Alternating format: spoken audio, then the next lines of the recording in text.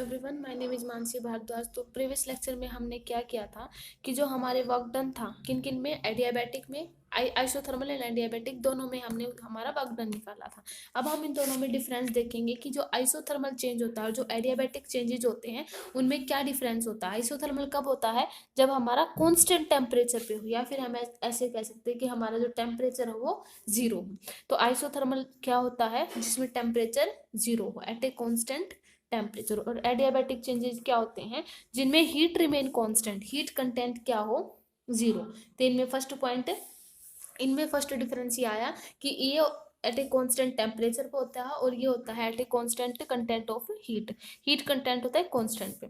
जो इसमें होता है, इसमें वो सिस्टम जो है थर्मली कंडक्टिंग होता है। देखो, जब हम आइसोथर्मल प्रोसेस लेते हैं ना, तो उसके चारों ओर हम थर्मली कंडक्टिंग वॉल कर देते हैं। उसके जो हम वेसल लेते हैं उसकी वॉल को थर्मल कंडक्टिंग कर देते हैं। और इसमें हम क्या करते हैं? एडियाबैटिकली थर्मली एडियाबैटिक कर देते हैं कि उसके अंदर से हीट जो है अंदर या बाहर ना जा सके। तो सेकंड इनमें ये डिफरेंस रहेगा। थर्ड आएगा कि इनमें इसमें जो होता है आइसोथर्मल चेंज में, इनमें जो चेंजेस होता है वो बिल्कुल स्लो स्लो होता है, क्योंकि कॉन्स्टेंट टेम्परेचर पे होगा तो चेंजेस धीरे धीरे होंगे। ठीक है, इसमें जो होता है एकदम फास्टली होता है चेंज। किसमें? जो चेंजेस होते हैं ना, ठीक है, इनमें जो भी चेंजेस हो सडनली होते हैं। और इसमें जो इंटरनल एनर्जी होती है, इंटरनल एनर्जी आइसोथर्मल में वो क्या हो जाती है? जीरो। इसमें आइसोथर्मल में इंटरनल एनर्जी जीरो, और इसमें जो है change in internal energy not equal to zero. इसमें इंटरनल एनर्जी चेंज नहीं होती। हीट कैपेसिटी जो हमारी हीट है वो जीरो हो जाती है, लेकिन change in internal energy zero नहीं होती। और इसमें जो होती है आइसोथर्मल में, ये मान लिया फर्स्ट था। सेकंड हमने क्या मानना था कि सिस्टम की जो वॉल होती है वो थर्मली कंडक्टिंग होती है। सेकंड ये था। थर्ड क्या था कि जो चेंज होते हैं बहुत ही स्लोली स्लोली स्लो होते हैं। ठीक है, बहुत स्लो प्रोसेस होता है इसमें। और इसमें भी सेकंड पॉइंट क्या था हमारा कि सिस्टम की जो है एडियाबेटिकली वॉल होती है, इंसुलेटिंग नहीं होती, कंडक्टिंग नहीं होती, इंसुलेटिंग होती वॉल। और थर्ड क्या था? चेंजेज वेरी सडनली होते हैं। और फोर्थ पॉइंट ये था कि जो चेंज इन इंटरनल एनर्जी इसमें जीरो हो जाती है और इसमें not equal to zero. Fifth क्या आ जाएगा कि जो हमारी स्पेसिफिक हीट होती है, स्पेसिफिक हीट जो है वो इनफाइनाइट हो जाती है। स्पेसिफिक हीट बिकम्स फाइनाइट, वो क्या हो जाती है? बिकम्स फाइनाइट इसमें। और इसमें क्या हो जाती है? इसमें तो इनफाइनाइट। इसमें जो स्पेसिफिक हीट इनफाइनाइट हो जाती है और इसमें स्पेसिफिक हीट जीरो हो जाती है। स्पेसिफिक हीट जीरो, इसमें इनफाइनाइट और इसमें जीरो। आइसोथर्मल में इनफाइनाइट और एडियाबैटिक में क्या होती हो जाती हैं? जीरो। और इसमें जो होती है, देखो, specific heat is equal to zero आ गई।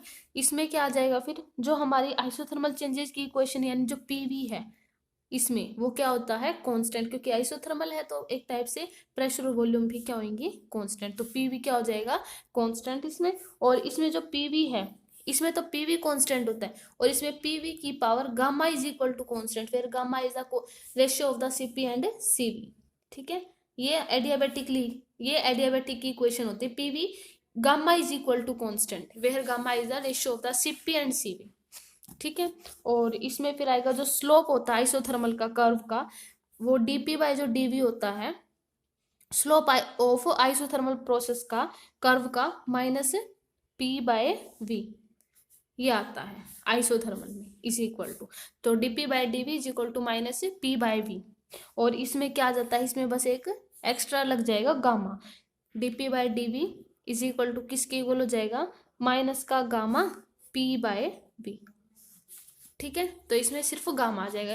जो एडियाबैटिक और इसमें चेंज यही है, सिर्फ गामा एक्स्ट्रा लगता है इसमें। Where gamma is the constant of C P and CV.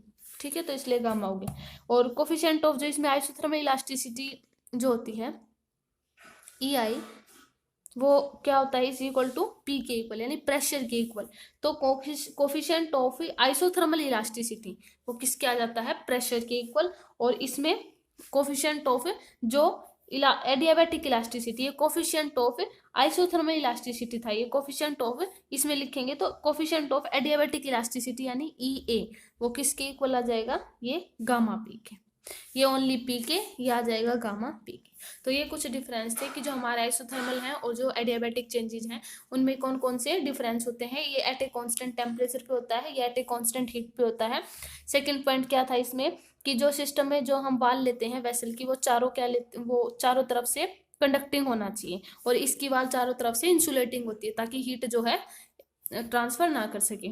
ठीक है। थर्ड पॉइंट क्या था कि इसमें जो चेंजेस होते हैं वो बहुत स्लो होते हैं, स्लो प्रोसेस से होते हैं, लेकिन इसमें चेंजेस बहुत ही फास्ट सडनली हो जाते हैं। ठीक है। फोर्थ पॉइंट था कि जो इसमें इंटरनल एनर्जी है वो क्या हो जाती है, zero, change in internal energy, और इसमें चेंज इन इंटरनल एनर्जी क्या हो जाती है, नॉट इक्वल टू जीरो। फिर इसमें जो स्पेसिफिक हीट होती है वो इनफाइनाइट हो जाती है स्पेसिफिक हीट, और इसमें स्पेसिफिक हीट जीरो हो जाती है एडियाबैटिक में, क्योंकि हमारा हीट कंटेंट जीरो आ जाता है ना, तो पूरा एक जीरो ही हो जाता है। डीपी बाई डीवी ये क्या है, मतलब स्लोप ऑफ आइसोथर्मल कर्व है। जो आइसोथर्मल कर्व होता है उसका स्लोप जब देखेंगे ना तो डीपी बाई डी, इसका स्लोप कुछ इसी तरीके से आया था इन दोनों का कर्व जब हमने निकाला था पी और वी के बीच में। कैसे आया था, आइसोथर्मल का कुछ ज्यादा बैंड हुआ और एडियाबैटिक का बिल्कुल थोड़ा सा इससे ज्यादा स्ट्रेट आया था। ठीक है। तो एडियाबैटिक जो कर्व आया था हमारा वो ज्यादा था किससे, आइसोथर्मल से। ठीक है। तो इसलिए यहाँ पे कर्व है, इसमें minus gamma P by V है ना, और इसमें ये हो गया, और इसमें minus P by V only, और इसमें जो कोफिशिएंट ऑफ आइसोथर्मल इलास्टिसिटी और प्रेशर के इक्वल होता है वो गामा, और ये इसमें आ जाएगा गामा पी के इक्वल हो जाता है। ठीक है। तो ये जो हमारा डिफरेंस था किनमें, आइसोथर्मल में कंपैरिजन था आइसोथर्मल एंड एडियाबैटिक चेंजेस में। ठीक है। अब हम करेंगे फर्स्ट लॉ ऑफ थर्मोडायनामिक्स, जो बहुत ही आज का हमारा इंपॉर्टेंट टॉपिक है। देखो नेक्स्ट टॉपिक है फर्स्ट लॉ ऑफ थर्मोडायनामिक्स, जो बहुत ही इंपॉर्टेंट है। फर्स्ट लॉ ऑफ थर्मोडायनामिक्स, देखो फर्स्ट लॉ ऑफ थर्मोडायनामिक्स जो होता है उसको हम कंजर्वेशन ऑफ एनर्जी भी बोलते हैं। पहले हम एनर्जी की क्या डेफिनेशन देते थे कि फर्स्ट लॉ, पहले जो ये फर्स्ट लॉ ऑफ थर्मोडायनामिक्स था ना, जो हमारी छोटी क्लासेस में आता था कि कंजर्वेशन ऑफ जो एनर्जी होती है। ठीक है। फिर बड़ी क्लासेस में जाने के बाद उसी लॉ को क्या दे दिया, फर्स्ट लॉ ऑफ थर्मोडायनामिक्स। ठीक है। जो कंजर्वेशन ऑफ जो एनर्जी का लॉ होता है वही लॉ ऑफ थर्मोडायनामिक्स होता है। ठीक है। तो देखो हमारी जो लॉ होता है delta U is equal to delta Q plus delta W होता है। ठीक है। अब देखो यहाँ पे डेल्टा यू क्या है, change in internal energy, change in internal energy, internal energy, और डेल्टा क्यू हमारा क्या है, heat given to the system, कि हम सिस्टम को कितनी हीट दे रहे हैं, heat given to the system, heat given to the system. ठीक है। And where delta W is work done on the system, work done on the system, कि सिस्टम पर कितना वर्क हो रहा है, ये सारी चीज ये थी। ठीक है। ये सारे वेरिएबल्स थे। अब देखो यहाँ की इस जो ये लॉ था हमारा लॉ ऑफ थर्मोडायनामिक्स, इसको हम डिफरेंशियल फॉर्म में भी लिख सकते हैं, D U is equal to D Q plus D W, ये इसकी डिफरेंशियल फॉर्म होगी। ठीक है। अब देखो जो यहाँ से जो फर्स्ट लॉ ऑफ थर्मोडायनामिक्स क्या कहता है कि चेंज इन इंटरनल एनर्जी जो होती है वो किसके इक्वल हो जाती है, चेंज जो हमने हीट दी है सिस्टम को और उस सिस्टम ने कितना वर्क डन किया है, ये कहता है हमें फर्स्ट लॉ ऑफ थर्मोडायनामिक्स। ठीक है। यानी इसके अकॉर्डिंग क्या होती है कि जो टोटल एनर्जी होती है सिस्टम की वो एक टाइप से कंजर्व रहती है। ठीक है। तो सबसे पहले बात करेंगे इंटरनल एनर्जी की। देखो इंटरनल एनर्जी क्या होती है, इंटरनल एनर्जी एक टाइप से आंतरिक ऊर्जा होती है, मतलब उसके अंदर की। जैसे मान लिया कि अगर सिस्टम के अंदर अगर सिस्टम मूव कर रहा है तो उसकी एनर्जी वो काइनेटिक एनर्जी होगी। अगर कोई सिस्टम मान लिया रेस्ट में है लेकिन उनके जो मॉलिक्यूल है आपस में क्या करते हैं, कोलाइड करते हैं, आपस में मूवमेंट होती रहती है उनमें, तो वो जो एनर्जी प्रोड्यूस करते हैं वो होती है इंटरनल एनर्जी। मतलब किसी भी सिस्टम के अंदर कोई भी जैसे हमारा जो न्यूक्लियस होता है, ठीक है, उसके अंदर जो इलेक्ट्रॉन प्रोटॉन उनकी जो मूवमेंट है, उनकी जो एनर्जी है वो भी क्या है, इंटरनल एनर्जी।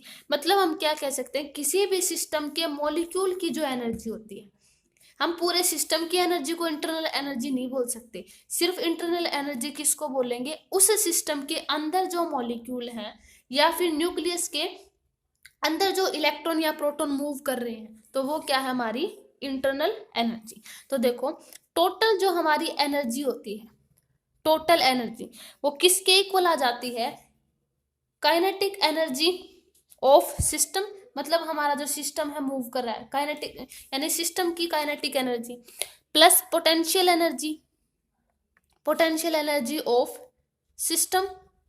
किन किन से, देखो जो टोटल एनर्जी है ना, पहले उसको देखते हैं।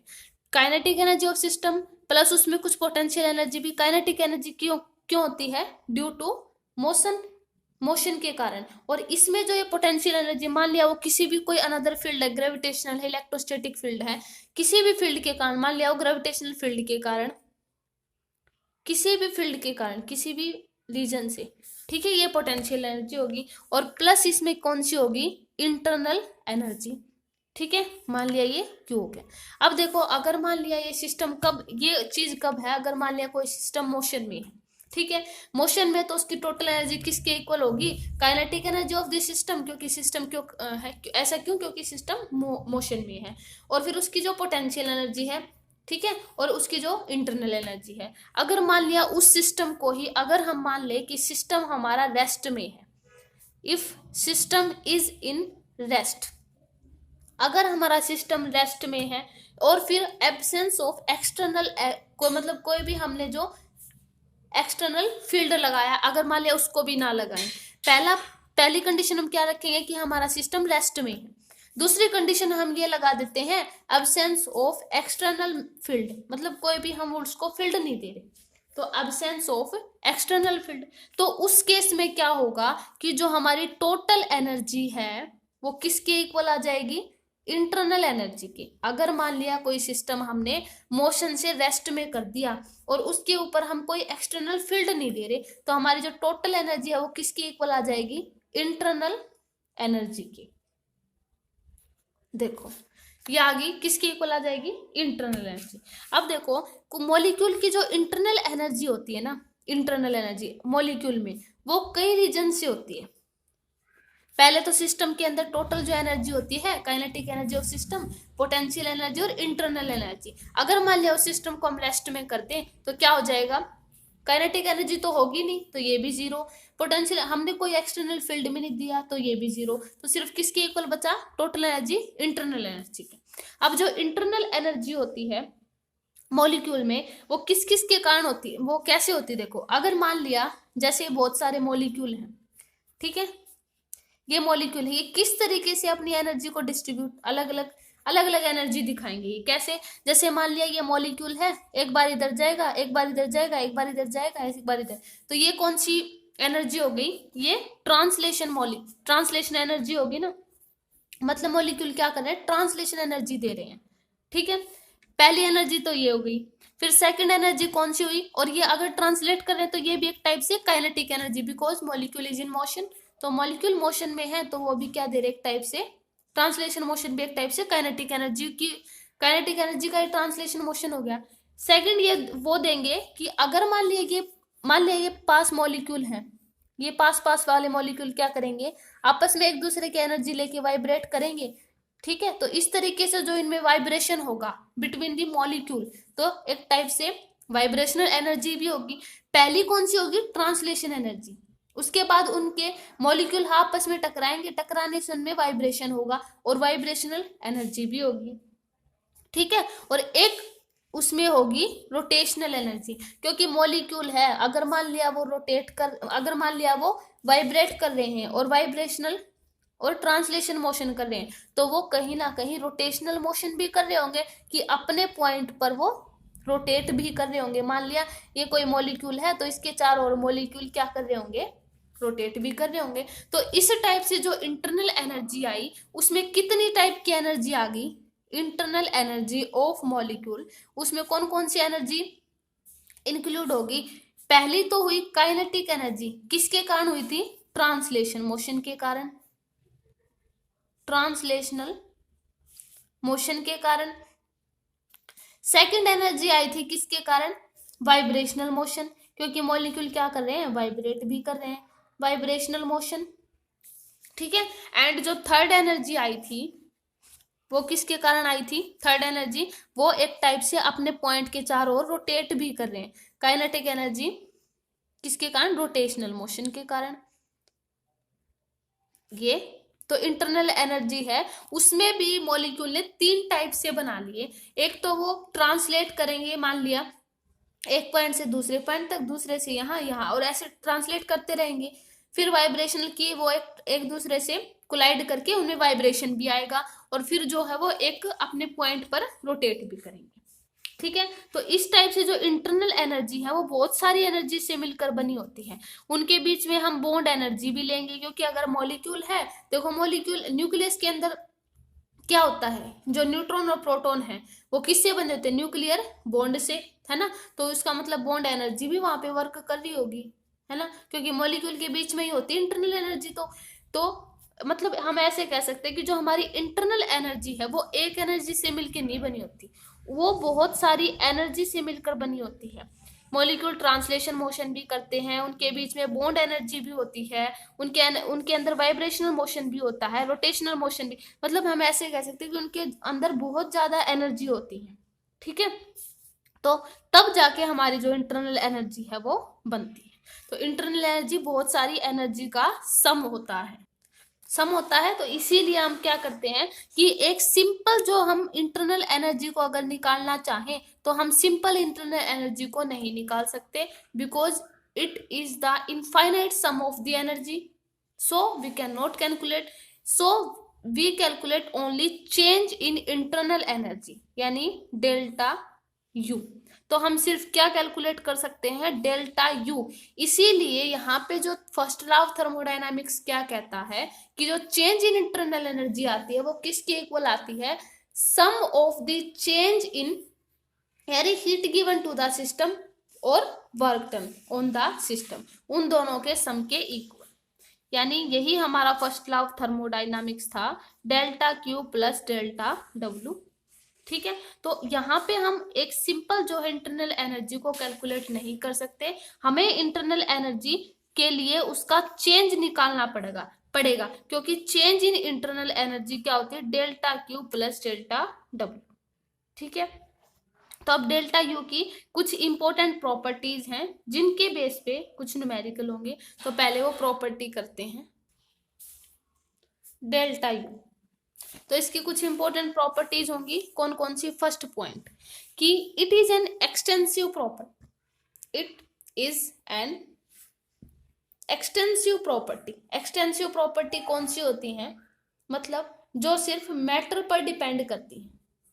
मैटर पर मतलब कि हम उसके अंदर कितनी एनर्जी दे रहे हैं, वो उस पे मैटर पर डिपेंड करेगी वो। ठीक है, तो which depends upon only matter, which depends on only matter, यानी सिर्फ मैटर पर डिपेंड करें। ठीक है, एक तो ये हो गया फर्स्ट पॉइंट। सेकंड पॉइंट होता है it is a state function.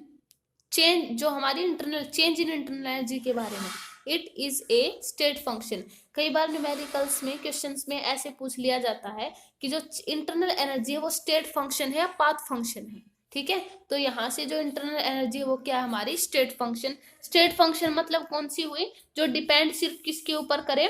Only on initial and final position points, मतलब and does not depend on path. ठीक है, इसलिए यहाँ से इंटरनल एनर्जी क्या होगी? हमारी state function which depends only on initial and final points and does not depend on the path. ठीक है, ये होगी second point. And third point आता है, यानी इसमें हम ऐसे भी लिख सकते हैं delta U is equal to U F minus U I, यानी इनिशियल और फाइनल पे डिपेंड करेगी सिर्फ। ठीक है, और मतलब पाथ पे डिपेंड नहीं करेगी। और थर्ड पॉइंट हमारा आता है, यानी देखो थर्ड से पहले हम ये देखें, देखो थर्ड से पहले ये आएगा, अगर मान लिया कि हमने देखो ये देखे, अगर हम मान लिया ऐसे प्रोसेस में देखे, मान लिया पॉइंट ए हो गया, ये पॉइंट बी हो गया। ठीक है, तो इस टाइप से जो इनिशियल और फाइनल और इनिशियल पे डिपेंड करेगी सिर्फ, तो इसमें हम इस टाइप से भी लिख सकते हैं कि change in internal energy U1, यानी इसमें जो चेंज होगा वही किस में होगा? इसमें change in U1 is equal to change in U2।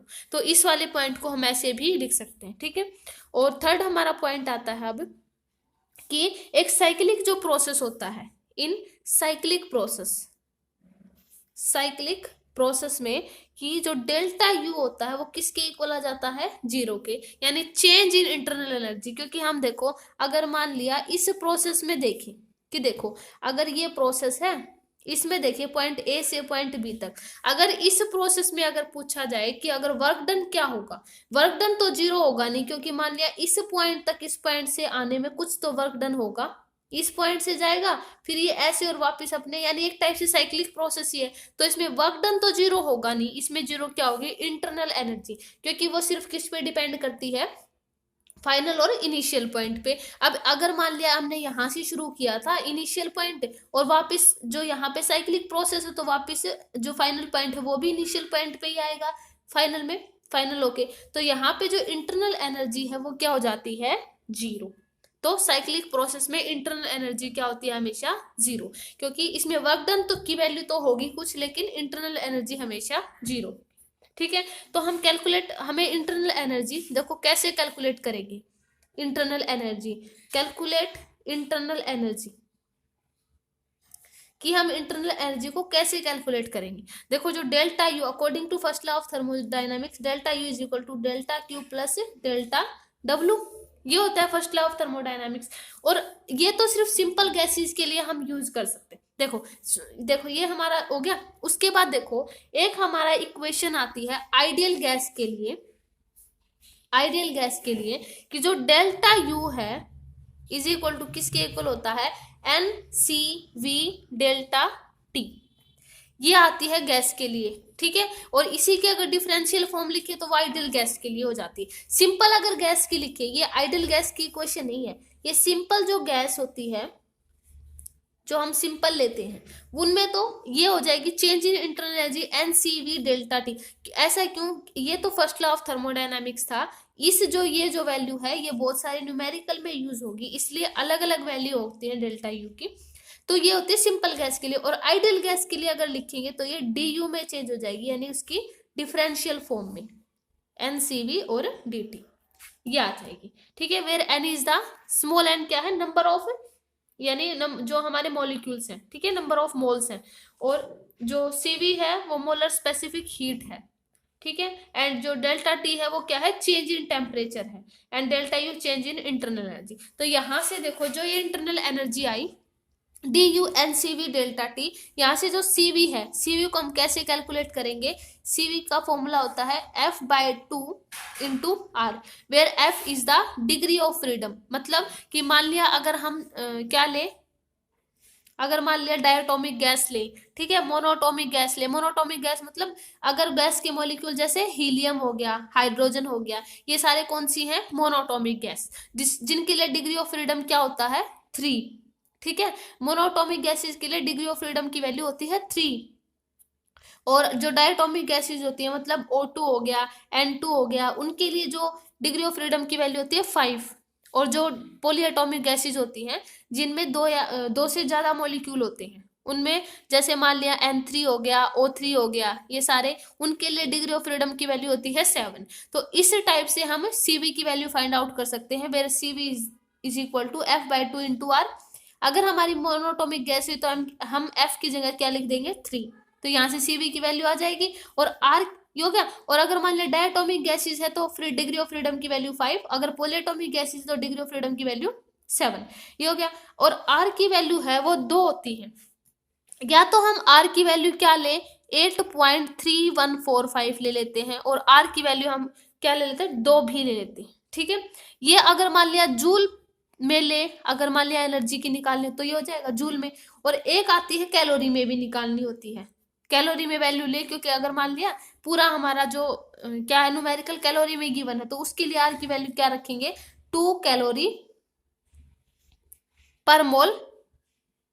ठीक है, ये आ जाएगा, तो उसके लिए ये फॉर्मूला होता है। तो आर की ये 2 वैल्यू आती है, where R is the constant, gas constant होता है। तो आर इज इक्वल टू 8.314 कब होता है, अगर मान लिया जूल में अगर हमारा इक्वेशन गिवन है, ये तब होगा। और आर की वैल्यू 2 कैलोरी पर मोल, ये कब लेंगे, जब हमारा पूरा जो है वो अगर मान लिया कैलोरी में गिवन है न्यूमेरिकल। तो इस टाइप से हम क्या निकालेंगे, internal energy, change in internal energy. तो डेल्टा यू की कौन कौन सी इक्वेशन होगी, delta U, delta Q plus delta W, delta U is equal to NCV delta T for a simple gas, and ideal gas के लिए D U is equal to N C V D T और C V F. और अगर मान लिया कि कई question में सीवी की जगह अगर मान लिया एट ए कांस्टेंट प्रेशर पे गिवन हो, तो प्रेशर को हम कैसे निकाल सकते हैं, क्योंकि देखो यहाँ से एक रिलेशन आता है सीपी एंड सीवी में कि CP minus CV is equal to किसके इक्वल होता है, आर के इक्वल, क्योंकि जो कांस्टेंट प्रेशर पे स्पेसिफिक हीट ज्यादा होती है ना एट ए कांस्टेंट वॉल्यूम से, तो CP minus CV is equal to R हो गया, और सीपी हम यहाँ से निकाल सकते हैं आर सीपी आर प्लस का सी वी। ठीक है, सीवी की वैल्यू हम ऐसे निकाल सकते हैं F/2 इंटू आर, तो यहाँ से सीपी की वैल्यू हो जाएगी। तो ये जो वैल्यू होंगी ये डायरेक्ट न्यूमेरिकल में यूज होंगी। ठीक है, और जो ये सीपी आर प्लस सीवी आया था ये सिर्फ एक केस में होता है, किसमें, जब हमारी गैस क्या हो, आइडियल, क्योंकि आइडियल गैस हमारी क्या करती है, सिर्फ और सिर्फ टेम्परेचर पर डिपेंड करती है ना। अगर आइडियल गैस है, अगर मान लिया आइडियल गैस ना हो, आइडियल गैस नहीं है, अगर मान लिया आइडियल गैस ले ली और टेम्परेचर ना गिवन हो, ठीक है, तो उस केस में हम ऐसा फॉर्मूला ये यूज कर सकते हैं, है ना।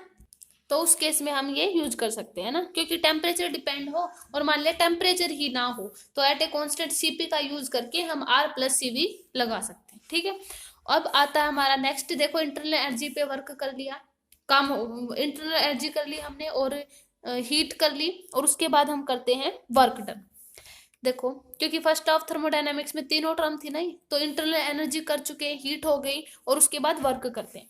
वर्क डन, देखो जो हमारा वर्क होता है वो दो टाइप से होता है, एक तो work done on the system, work done on the system, मतलब इसका मतलब क्या हुआ कि अगर हम सिस्टम को वर्क दे रहे हैं, है ना, तो उसका वर्क डन कैसा होगा, पॉजिटिव, क्योंकि हम उसको एनर्जी दे रहे हैं।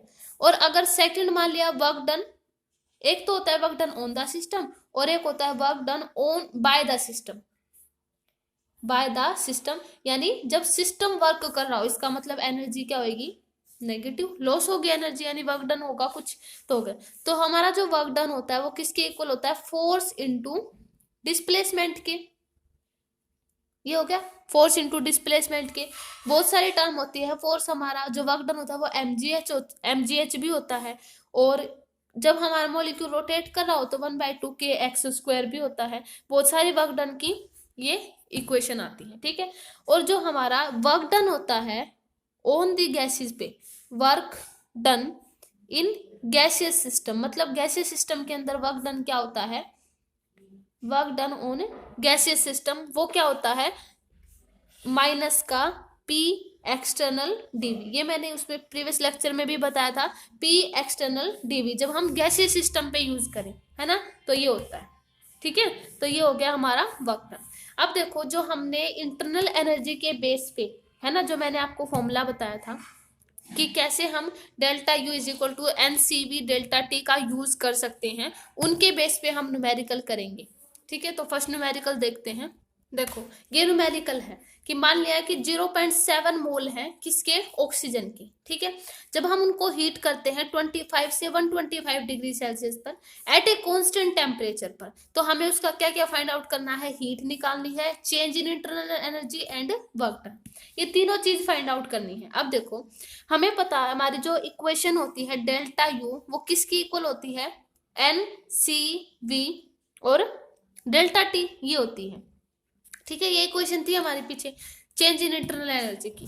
तो अब देखो इसमें हमें क्या निकालना है, पहले निकालनी है हीट, यानी क्यों निकालनी है। अब देखो पहली इक्वेशन हमें क्या गिवन है, एट ए कांस्टेंट प्रेशर पर, जब हम जो हमारी सिंपल इक्वेशन होती है हीट की, क्योंकि हमें पहला पॉइंट हीट ही क्यों ही निकालना है, वेर क्यों इज हीट, तो पहले जो हमारी क्यों की इक्वेशन होती है वो होती है NC और डेल्टा टी। ये C तब उस पर डिपेंड करेगा कि हमारे क्वेश्चन में क्या गिवन है, कांस्टेंट प्रेशर गिवन है या फिर कांस्टेंट वॉल्यूम है। तो हमारे क्वेश्चन में क्या गिवन है, कांस्टेंट प्रेशर, तो हम यहाँ पे क्या लगा देंगे, CP। ठीक है, यहाँ से क्यों CP हो गया। अब देखो क्योंकि हमें देखो CP है तो हम CP तो डायरेक्ट तो CP निकाल नहीं सकते, CP के लिए हमें क्या निकालना पड़ेगा, CV। अब देखो CV है, Cv की हमारी क्या, मैंने क्या रिलेशन बताया था, F/2 इंटू R ये होता है। Cv देखो एट ए कॉन्स्टेंट वॉल्यूम पर degree of freedom by 2 into gas constant. अब हमारे पास इक्वेशन क्या गिवन है, इक्वेशन में ऑक्सीजन, ऑक्सीजन क्या होती है हमारी, डायटोमिक गैस। डायटोमिक गैस के लिए डिग्री ऑफ फ्रीडम की वैल्यू 5 साइड में लिख देते हैं फॉर डायटोमिक। डायटोमिक डायटोमिक के लिए डिग्री ऑफ फ्रीडम के लिए वैल्यू क्या हो जाएगी 5, तो F इज इक्वल टू 5। तो यहां से हम क्या लिख सकते हैं 5/2, ठीक है। और R जो होता है, अब देखो क्योंकि हमें जो हमारी हीट है, मान लिया कैलोरी में फाइंड आउट, क्योंकि 8.3 लेंगे तो ज्यादा वैल्यू वो हो जाएगी, ठीक है, तो हम अपने कंफर्टेबल से लेते, तो जो हमारा F है वो क्या, जो R है वो क्या ले लेंगे 2 मान लेते हैं। तो यहाँ से CV की वैल्यू क्या आ जाएगी 5 आ जाएगी, है ना। तो यहाँ से CV की वैल्यू 5 आ गई। अब हमें क्या चाहिए CP, है ना। तो CP हमारी क्या हो जाएगी, CP is equal to CV plus R होता है, तो CV प्लस R जो हो गया कितना हो जाएगा 7, क्योंकि 5 और R को हम क्या माने 2, तो यह आ जाएगा 7। तो CP की वैल्यू यहाँ से 7 आ गई। अब हमें क्या निकालनी, पहली चीज क्यों, क्योंकि हमें CP हमने कैसे निकाली CV की हेल्प से। CV कैसे निकाला, degree of freedom by 2 into जो हमारा गैस कांस्टेंट था, क्योंकि हमें गिवन है oxygen gas where oxygen is the diatomic, so F is equal to 5। ये वैल्यू हमने इसमें पुट की, तो F/2 इंटू 2, तो यहाँ से CV की वैल्यू 5 आ गई। और CP माइनस CV ये रिलेशन होता है, देखो साइड में लिख देते हैं, CP minus CV is equal to R होता है, तो CP की वैल्यू CV प्लस R हो जाएगी। तो CV की वैल्यू फाइंड आउट करके CP की वैल्यू हमने सोल्व कर ली। अब यहाँ से पहला पॉइंट हमें क्या निकालना था, Q is equal to NCP delta T। N की वैल्यू कितनी है 0.7 मोल है, CP की वैल्यू कितनी है 7 हो गया, और इनटू में कितनी है डेल्टा T, यानी चेंज इन टेम्परेचर कितना है 125 से ओनली 25 डिग्री सेल्सियस, यानी चेंज इन टेम्परेचर है 100 डिग्री सेल्सियस, ठीक है। तो जब इसको हम सोल्व करेंगे तो कितना आ जाएगा CV की वैल्यू, देखो इसको हम 7/10 लिख सकते हैं, इसको 7 लिख सकते हैं, इसको 100 लिख सकते हैं। तो ये सोल्व किया तो ये 490 आ गया, ठीक है। ये आगे क्यू की वैल्यू, पहला पॉइंट आ गया। सेकंड पॉइंट हमें क्या निकालना है, चेंज इन इंटरनल एनर्जी यानी डेल्टा U। तो डेल्टा U किसके इक्वल हो जाएगा, delta U is equal to NCV delta T। N की वैल्यू कितनी है 0.7 और CV की वैल्यू कितनी है 5, ये रहा, यहाँ से CV की वैल्यू 5 आई थी 5, और डेल्टा T कितना है 100। जब इसको सोल्व करेंगे तो कितना आ जाएगा 350, ये आ जाएगी डेल्टा U की वैल्यू, ठीक है। और जब हम देखो क्योंकि हमें क्या निकालना है, वर्क डन भी निकालना है, तो वर्क डन में हम क्या कर देंगे, फर्स्ट लॉ ऑफ थर्मोडायनामिक्स लगा देंगे where then this is given delta U is equal to delta Q plus delta W, क्योंकि हमें डेल्टा W ही सोल्व करना है। डेल्टा U की वैल्यू हमारे पास 350 आई थी और डेल्टा Q की वैल्यू हमारे पास कितनी आई थी 490 प्लस डेल्टा W, ठीक है। तो इसको हम सोल्व कर लेंगे, तो यहाँ से हमारा डेल्टा W की वैल्यू आ जाएगी, ठीक है। अगर मान लिया वर्क डन नेगेटिव आता है तो हम मान लेंगे बाय द सिस्टम, अगर पॉजिटिव आता है तो ऑन द सिस्टम, ऐसे हम ऐसे कैलकुलेट हम ऐसे सोच सकते हैं, ठीक है। तो ये इस टाइप के जो न्यूमेरिकल है, मतलब एट ए कांस्टेंट प्रेशर पे गिवन है, कांस्टेंट वॉल्यूम पे गिवन हो, तो इस टाइप से हम ऐसे सोल्व कर सकते हैं, ठीक है। देखो ये सेकंड क्वेश्चन एक और हो जाए तो इजीली हो जाएगा। अब देखो 1 mole of A helium is heated 27 degree Celsius से 327 डिग्री सेल्सियस तक हीलियम का 1 मोल हीट किया गया। हमें क्या करना है, कांस्टेंट प्रेशर पे और कांस्टेंट वॉल्यूम पे उसकी क्या क्या फाइंड आउट करनी है, heat exchange and work done, ये दोनों चीज फाइंड आउट करनी है। अब देखो हमें हीट एक्सचेंज, हमारी जो हीट की वैल्यू होती है NC डेल्टा T होती है। अब पहले हमें क्या करना है, कांस्टेंट प्रेशर पर, तो हम यहाँ पे क्या ले लेंगे CP, है ना। तो कांस्टेंट प्रेशर पे Q is equal to CP की वैल्यू कैसे फाइंड आउट होगी, CV निकाल के, देखो इसको बाद में देखें। CV कैसे निकाले, is equal to F/2 into R। अब देखो हमारी डिग्री ऑफ फ्रीडम हम कैसे देखें कि हमें गैस क्या गिवन है, helium and hydrogen is the monoatomic gas and value of degree of freedom is 3। तो यहां से क्या आ जाएगा 3/2 इंटू R की वैल्यू हो जाएगी 2, क्योंकि हम 2 ही लेंगे थे, ठीक है। तो यहाँ से आ जाएगी 3, तो यहाँ से CV की वैल्यू क्या आ गई 3, तो यहाँ से CP की वैल्यू निकाल सकते हैं, किसके इक्वल हो जाएगी CV plus R, 3 plus R की वैल्यू हम 2 ले लेंगे, तो CP की वैल्यू 5 आ गई, ठीक है, ये हो गया। Cp की वैल्यू आ गई, तो पहले हम कांस्टेंट प्रेशर पे हीट एक्सचेंज देखेंगे। तो Q is equal to N कितना है, नंबर ऑफ मोल, कितना 1, Cp कितना है 5, डेल्टा T कितना है 327 से 27 यानी 300। ठीक है, तो यह कितना आ जाएगा 1500। ये पहले हीट एक्सचेंज आ गई किस पे, एट ए कांस्टेंट प्रेशर पे। अब हमें क्या निकालनी है, heat exchange at constant volume, at constant volume. Constant volume पे Q is equal to N, Cp की जगह क्या जाएगा Cv डेल्टा T, N की जगह 1, Cv की वैल्यू यहां से कितनी आई थी 3, और डेल्टा T की वैल्यू 300 यानी ये आ जाएगा 900। ये आ गई एट ए कांस्टेंट वॉल्यूम पर हीट की, heat at a constant volume हो गया। अब जो हमारी चेंज इन इंटरनल एनर्जी है वो तो दोनों में क्या रहेगी, सेम ही रहेगी, है ना। तो यहां से N C V delta T यही होती है इंटरनल एनर्जी की, वो कितनी है 900, है ना, यहां से आई थी। हो गया। अब हमें क्या निकालना है, वर्क डन। तो delta U is equal to delta Q plus delta W।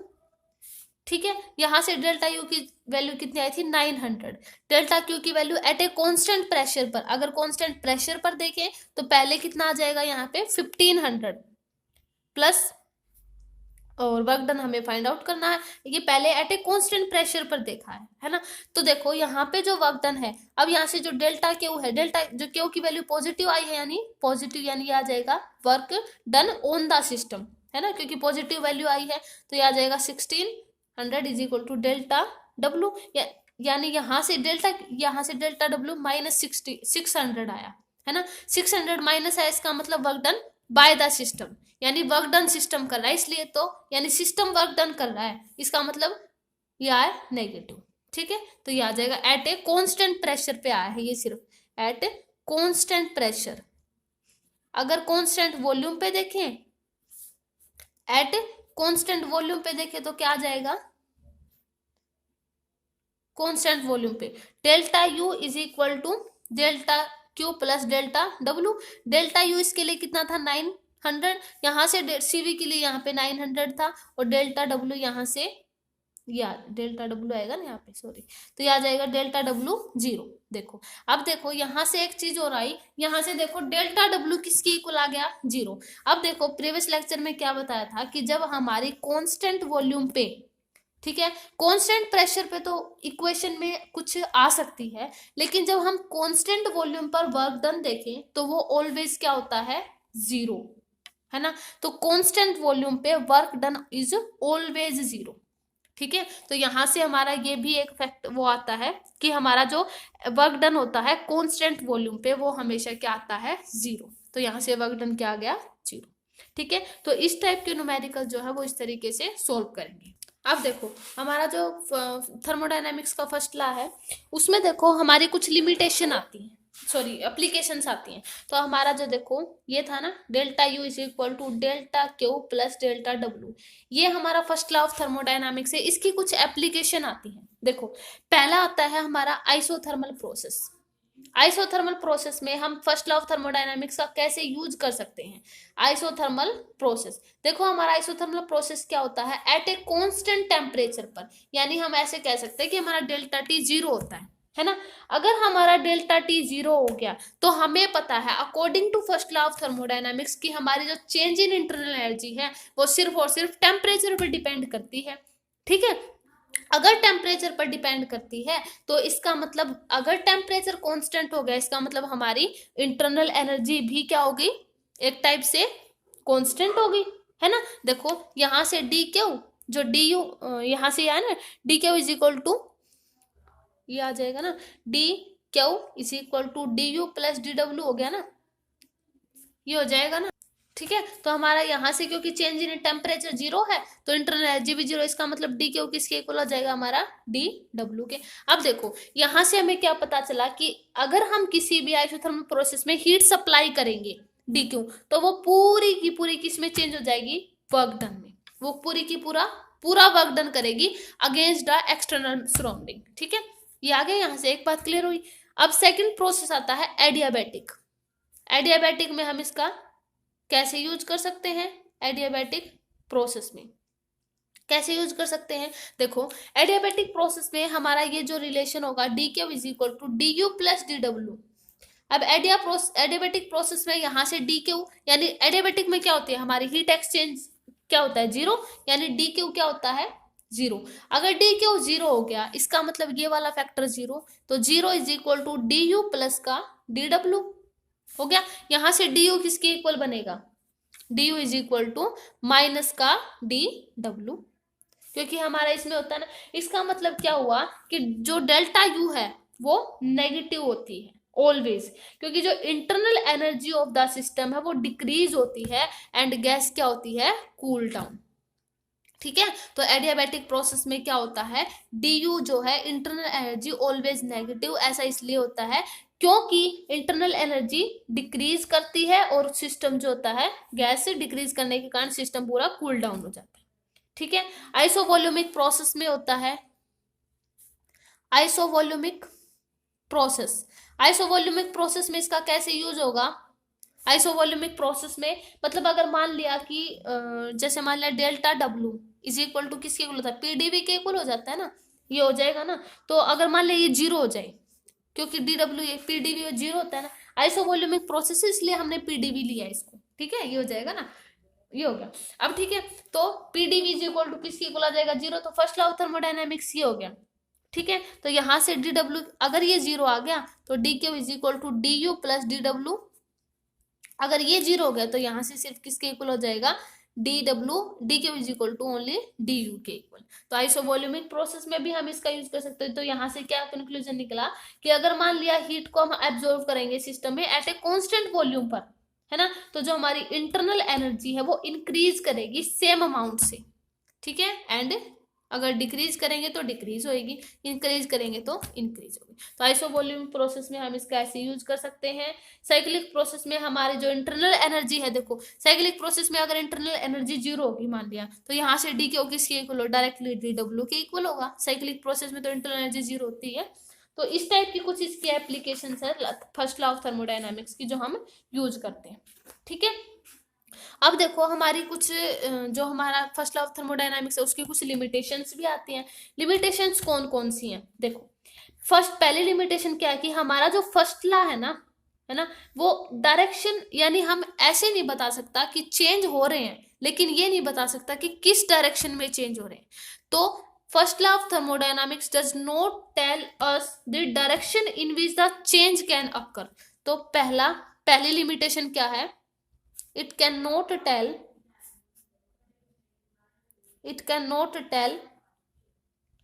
in which direction, मतलब कौन सी डायरेक्शन में, in which direction changes can occur मतलब किस डायरेक्शन में चेंज हो रहे हैं। तो ये हमारी फर्स्ट लिमिटेशन थी इसकी कि हमारे फर्स्ट लॉ हमें सिर्फ ये बताते हैं कि चेंज हो रहा है, लेकिन ये नहीं बता पाता कि किस डायरेक्शन में चेंज हो रहा है ना। और एक सेकंड इसकी लिमिटेशन ये है, ये पहली थी। सेकंड इसकी लिमिटेशन ये है कि ये जो है आइडिया नहीं देता कि हमारा जो चेंज हो रहा है वो कितने एक्सटेंट के साथ, कितना एक्सटेंट में चेंज हो रहा है ना।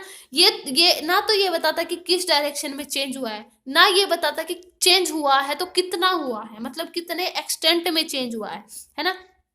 So it does not